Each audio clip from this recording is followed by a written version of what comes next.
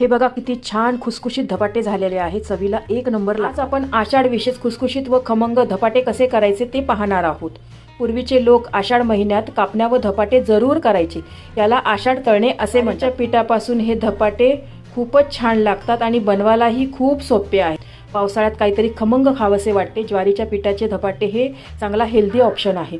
घरच्या बेसिक साहित्यांपासूनच बनणारे आहे. यामध्ये तुम्हाला आवडत असेल तर तुम्ही पालेभाज्याही घालू शकतात. माझ्या घरात हे धपाटे 12ही महिने बनतात. यामध्ये मी ज्वारीचे पिठाचे जास्त प्रमाण घेतलेले आहे. तुमच्या आवडीप्रमाणे पिठाचे प्रमाण तुम्ही कमी जास्त करू शकतात. धपाटे छान खुसखुशीत होण्यासाठी यामध्ये मी एक सिक्रेट पदार्थ घातलेला आहे. त्याने धपाटे फारच खुसखुशीत होतात. रेसिपी नेहमीप्रमाणे भरपूर टिप्ससह तुमच्याबरोबर शेअर केलेली आहे. कुठेही स्किप न करता शेवटपर्यंत पहा. चला तर हे खुसखुशीत धपाटे कसे करायचे ते पाहूया. पूर्ण रेसिपी पाहण्यासाठी माझ्या फोटोच्या खालील त्रिकोणावर क्लिक करा, जेणेकरून तुम्ही त्या रेसिपीवर जाल.